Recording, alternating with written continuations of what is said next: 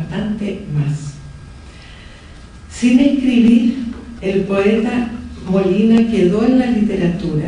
Quienes lo insultaban se quedaban en lo superfluo de la empecinada búsqueda de hechos. Esta es una frase de Eduardo Anguita.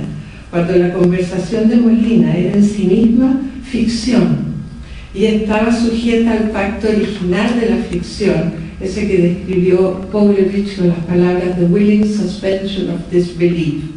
Quiere decir que las convenciones de su conversación eran distintas a las de una conversación que se limita a intercambiar datos. Cuando Anguita le dice que no hubo príncipes persas en una determinada reunión, Molina responde que tiene razón, que eran vulgares periodistas, pero también le dice: en cualquier momento, para embellecer un poco la realidad mediocre de nuestro ambiente, puede que te haga parecer a ti mismo como príncipe persa. Tal como ante un cuento o una novela no nos preguntamos si los hechos narrados son reales, sino qué sentido y qué interés pueden tener. Y en aras de ese interés y de ese sentido posible, suspendemos temporalmente nuestra incredulidad ante la conversación de Molina y, para embellecer un poco la realidad mediocre que nos rodea, suspendemos la incredulidad. El hombre siempre dice la verdad, incluso cuando miente. Es una frase que Alfonso cita en algún lugar del libro. Saber de todo, estar al tanto de todo y decir en cualquier conversación qué era lo último, qué era lo que se debía estar leyendo y por qué, eso es muy importante, las lecturas del interlocutor ya están obsoletas. Quizás por eso provocaba presión, o por embellecer sus propios orígenes, por contar historias fantasiosas de los antepasados nobles y poderosos del lado materno de su familia, o por presumir de amistades elegantes, o por contar que cuando fue a París en los años 60 hizo papilla a los surrealistas, mientras Michel Foucault y Roland Barthes batían palmas. La mentira también dice la verdad, solo que es la verdad del deseo, no de los hechos, sino del deseo. De la generación del 50, de uno de los amigos más jóvenes de Eduardo Molina Ventura. No querer ser lo que se es, entonces inventarse de otra manera, escribir la propia historia con la que se habría querido ser.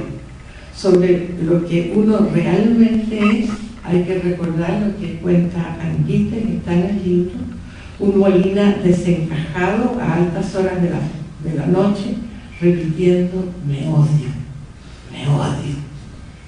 Hacer de la invención de sí mismo su obra magna, no la novela que decía escribir y que también no escribió. Entonces su obra magna, como decías tú, Arturo, es más bien esta misma obra de Alfonso Calderón, como si fuera Alfonso en ese cronicón que no hubiera recogido las encontradas piezas de esa invención que modestamente llaman materiales para una biografía, pero que en realidad permiten prescindir de la tarea de escribirla. Aquí está todo: las voces de los amigos y de los que escribieron sobre él, la voz de un narrador, Alfonso, puede ser Alfonso, y la voz del poeta Molina, resucitada, recreada. Como dice en el epígrafe de Somerset Maugham, me he tomado la libertad de poner en labios de los personajes discursos que jamás les oí ni podría haber escuchado. He hecho esto por idénticos motivos que movieron por motivos idénticos a los que movieron a los historiadores, para dar vida y verosimilitud a las escenas que resultarían poco convincentes si me limitase a narrarlas. Se divierte enormemente leyéndolo y sospecha que Alfonso se divirtió enormemente y gozó muchísimo al escribirlo. La generación del 50 en Chile no se permitía los lujos que se daba el poeta Molina. No se permitía amar algo y lanzarse a embellecerlo de manera extravagante más allá de cualquier realidad verificable. No se permitía tomar la ramita negra e insignificante de la realidad y operar en ella el milagro stendhaliano de la cristalización, sumergirla en las profundidades, sacarla luego cubierta de cristales de sal que la transforman en una pequeña maravilla. Pues eso hacía el poeta Molina, eso nos regalaba, tomar de la vida algo insignificante y contarlo luego transformado en la maravilla misma. La generación del 50 le creía bien poco a las maravillas. Pienso en Enrique Lihn, por ejemplo, tan presente en este libro, en su poesía que sospechaba de la alquimia del verbo, que implicaba la crítica acerba de la propia palabra y de la poesía misma, y sobre todo de la cultura, si considerada como un ámbito privilegiado o excelso o sublime. Las convenciones de esa generación eran muy otras. Para escapar de ellas inventó un personaje grotesco, Gerardo de Pompier, que aparece en sus novelas y en algún happening del Día de los Inocentes.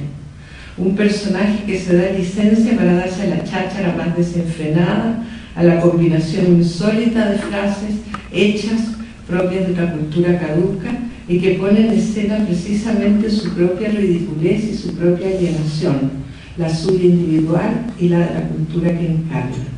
El personaje es un alter ego, intenta la maravilla y se queda en la caricatura. Lihn es dado al grotesco y a la amargura. Los textos de Pompier producen una risa sardónica, es decir, una risa semejante a la mueca de la muerte. No es el caso de este libro de Alfonso. Aquí la voz de Molina es también una especie de alter ego, pero de un talante muy distinto. Aquí la voz de Molina le da al autor del libro una libertad de asociación, una alegría, un gozo, un acceso a la maravilla misma. Puede hacer reír, pero también provocar una resguardada admiración por la habilidad que se teje en las referencias, por el ingenio, por la capacidad de absurdo, por una mezcla de escepticismo y maravilla que provoca.